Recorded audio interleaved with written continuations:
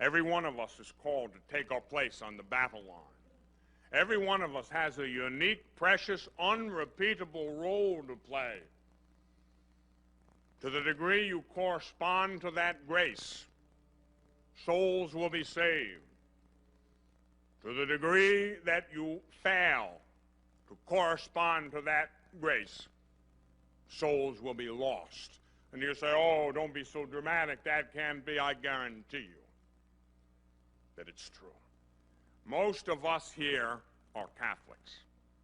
That means we have the fullness of Christianity. That means we have 7 sacraments, not just 2. 5 require a valid priesthood. We have all 7. You've been given the fullness of divine revelation. We have been given more, and more is required of us. But the vast majority of us sit back as though no battle were going on. We take our ease. We don't worry about God's little children who are in such terrible danger. When asked, the great priest, the exorcist, Father Gabriele Amorth, was asked, who's in most danger? He'd done many, many exorcisms. He's an exorcist for the Diocese of Rome. And he said, by far, young people. The young are in the greatest danger, by far greater danger than anyone else, any other category of persons. And when you think about it, it has to be true. When I think back to my youth, when the things I did in my teens and my 20s, unbelievable that I lived through it. I mean, it's just absolutely unbelievable. A lot of us lived through a lot of things. I mean, that I didn't end up in the bottom of hell long ago is a miracle. Every once in a while I'll talk about the rosary, and I will this weekend. Somebody will say, oh, that's an old lady's prayer. I said, let me tell you something. If it weren't for those old ladies, I'd already be in hell. Those old ladies pave heaven. So keep on praying. Men, too. Powerful. Rosary. So, creation, very good. The fall. What was the fall? Pride, disobedience, death. That is the prototype. That's how evil ended creation. Then the incarnation. The eternal Word assumed a human nature. Divinity and humanity were joined together through what we call the hypostatic union. God and man became one in the person of Jesus, the Savior.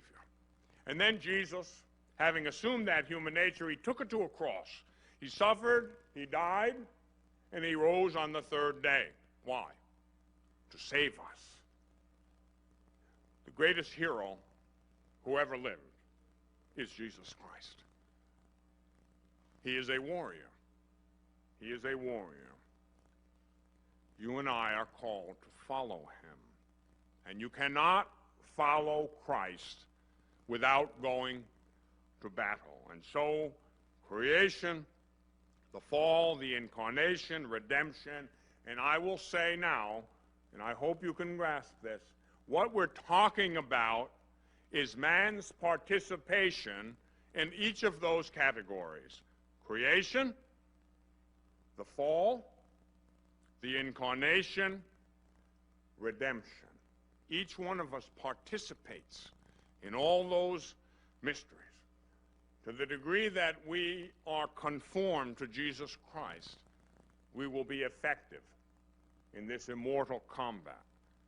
And realize more than anything else that you are important, that you play an essential life and death role, that you are contributing to the salvation of your brothers and sisters.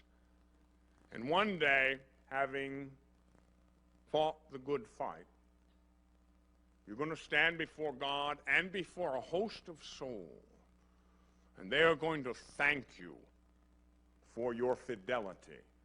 They are going to thank you for remaining faithful, for fighting the good fight of prayer, of penance, of virtue, because the grace which we bring down through those means liberates souls and bring them rejoicing to our Father's house.